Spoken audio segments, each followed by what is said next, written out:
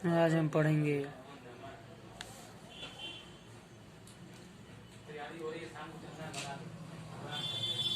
शासकीय न्यायाधिकरण।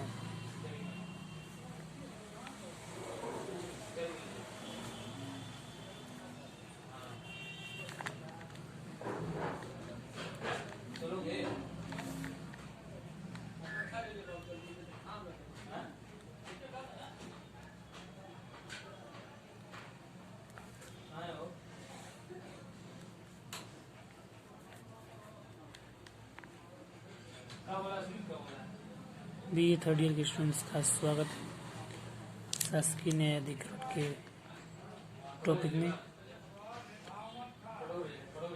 न्यायाधिकरण का मतलब देखेंगे आज आधुनिक युग में कार्यपालिका और प्रशासन की शक्तियों में अनवरत वृद्धि हो रही है। प्रदत्त व्यवस्थापन हमने पढ़ा था टॉपिक।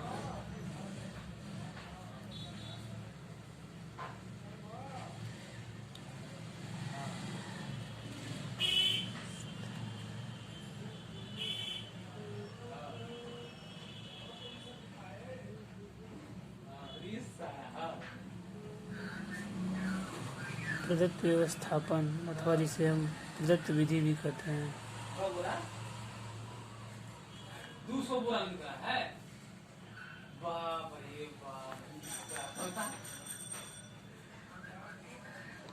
सुनो कैसा है उससे बोलो कि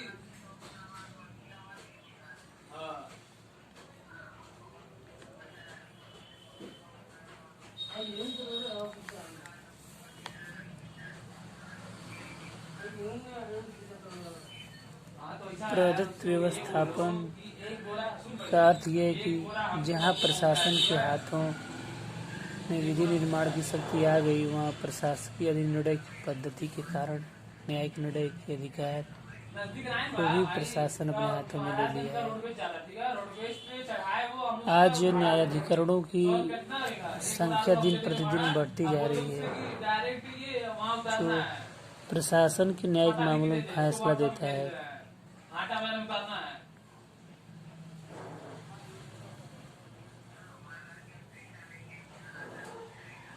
लॉर्ड हेवार्ड ने प्रदत्त विधायन को या प्रशासकीय निर्णय को भैया और कंडक्टर का नंबर ले लेगा और गाड़ी का नंबर ले लेगा।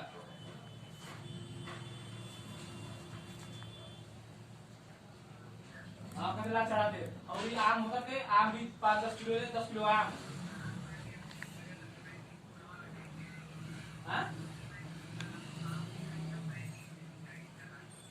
कहाँ तो शिकायत हो यार, कम से कम मामा यार पैसा हम से मंगा लो, लिया नहीं मंगाया जाए, लेकिन हम से 5-10 किलो मंगा लिया जाए। हाँ तो असर पड़ जाएगा यार, मजाक नहीं कर रहा यार, मतलब दोस्त है भाई, दोस्त। प्रदत्त विधान और प्रशासकीय निर्णय को नवीन निरंकुशता की संज्ञा दी है। उससे बोलो कि 20 किलो आम लेके आए, बढ़िया आम जो गुदगर है, जो मतलब गुदगर है, गुदगर वाला ज्यादा है। प्रशासकीय निर्णय के अर्थ, प्रशासकीय निर्णय का अर्थ है प्रशासनिक अभिकरण अथवा विभागों के द्वारा न्यायिक अथवा अर्ध न्यायिक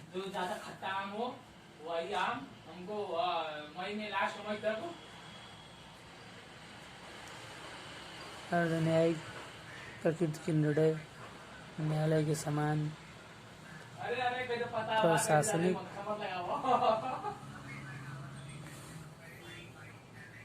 अभिकरण ऐसे मामलों में विभिन्न पक्ष की सुनवाई करते हैं, प्रमाणों व साक्ष्यों की सूक्ष्म जांच करते तथा निर्णय लेते हैं।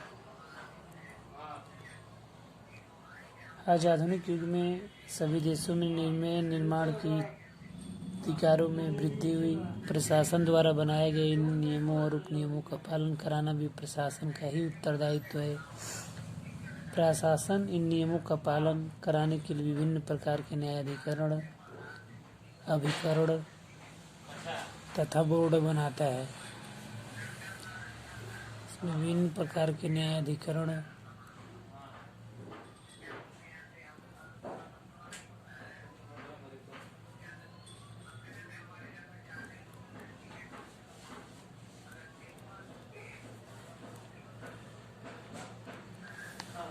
बोर्ड इत्यादि बनाता है और इनके किए जाने वाले निर्णयों को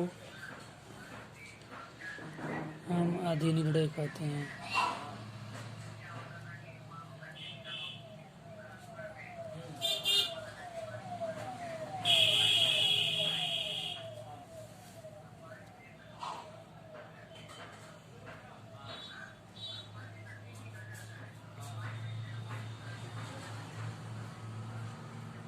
कभी कभी हम देखते हैं जो अधिनिर्णय और जो न्यायिक निर्णय है,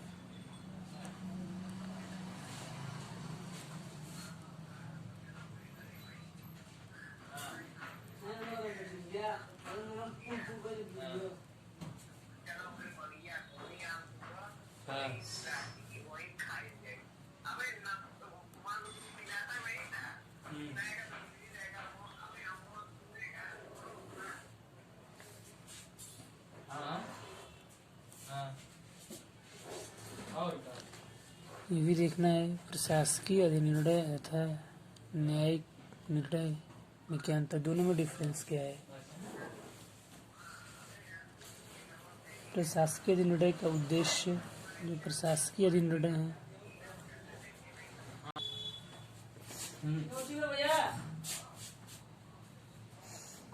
उद्देश्य प्रशासन द्वारा बनाए गए नियमों का समुचित रूप से पालन, विषय में उत्पन्न विवादों का समाधान।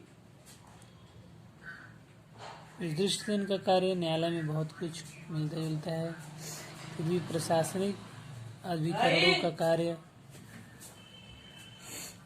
अर्धन्यायिक कहलाता है, क्योंकि यह न्यायालयों की विशुद्ध प्रक्रिया न्यायिक प्रक्रिया से की जाने वाली पद्धति से भिन्न होता है।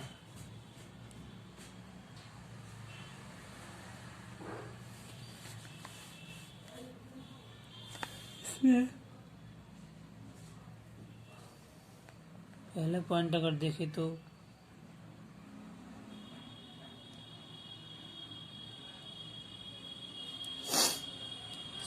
शीत सिद्धांतों का अभाव।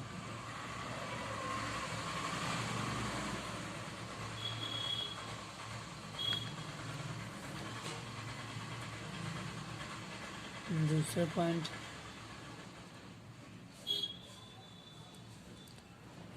स्वतंत्रता।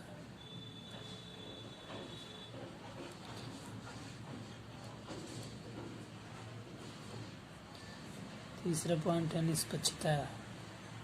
चौथे पॉइंट में व्यक्तिगत न्याय।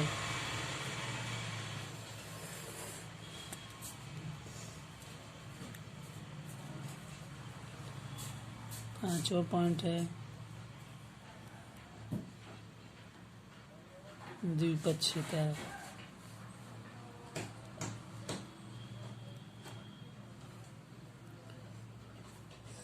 साक्षी के नियम।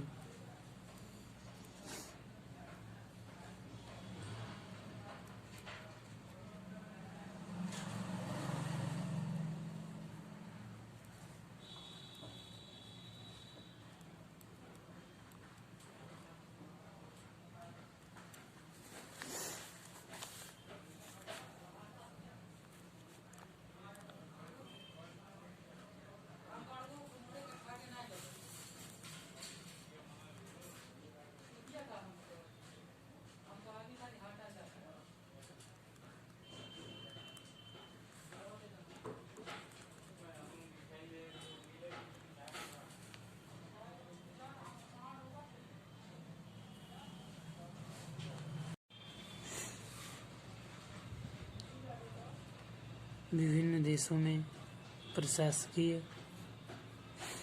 न्यायाधिकरण व्यक्तिगत तथा प्रशासन के संबंध में समस्या प्रत्येक देश में पाई जाती है।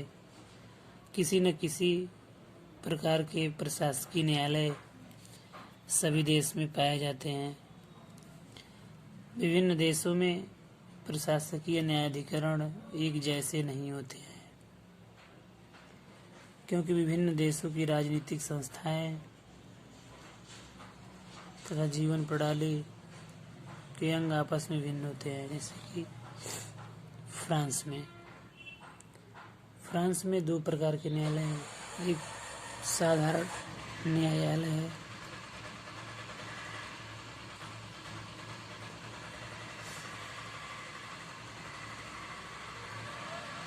दूसरा प्रशासकीय न्यायालय।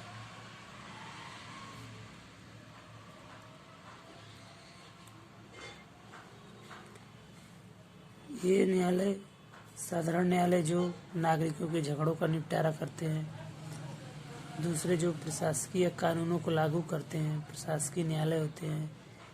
प्रशासकीय न्यायालय उन विवादों पर विचार करते हैं जो साधारण नागरिक और सरकारी अधिकारियों के बीच उत्पन्न होते हैं।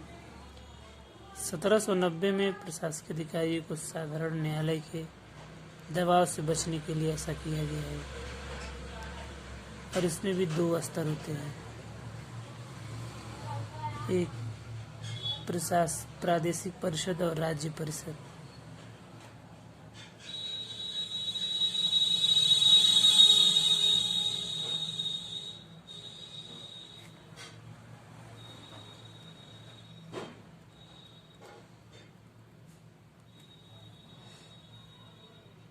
राज्य परिषद होते हैं।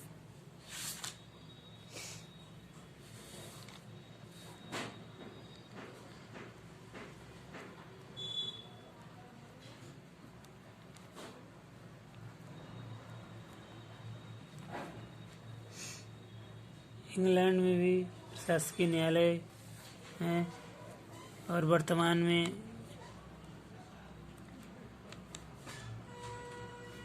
इंग्लैंड में 60 न्यायाधिकरण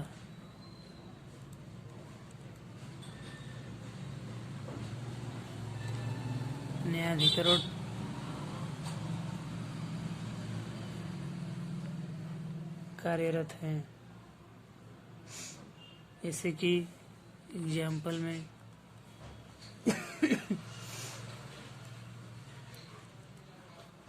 रेलवे न्यायाधिकरण,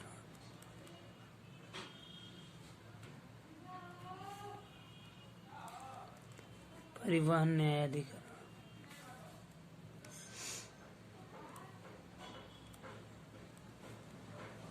राष्ट्रीय बीमा न्यायाधिकरण इत्यादि होते हैं। इस प्रकार संयुक्त राज्य अमेरिका में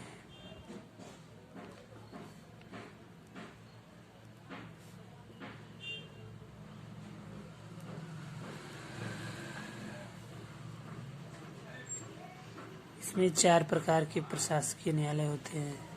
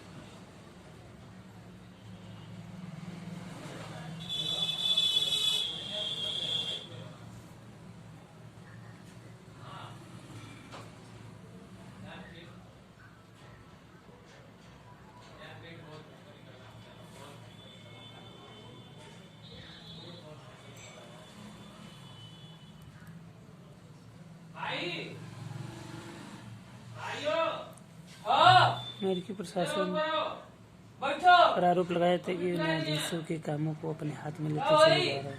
आओ मत बात से काम है अब दे आई साथ में चलो बुला रहे कुछ काम करना ना भारत में ब्रिटेन की भांति प्रशासकीय न्यायाधिकरणों का विकास हुआ है। भारत में अनेक सरकारी तथा विभागों द्वारा अधीन निर्णय का कार्य करने वाले अधिकारियों न्यायाधिकरणों को निम्नलिखित भागों में बांट दिया जाता है।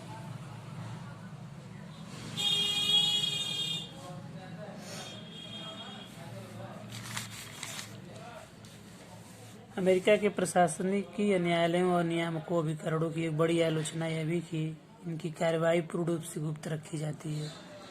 इनके निर्णय प्रकाशित नहीं होते हैं। इन दोषों को दूर करने के लिए 1966 में सूचना प्रकटीकरण का कानून लाया गया।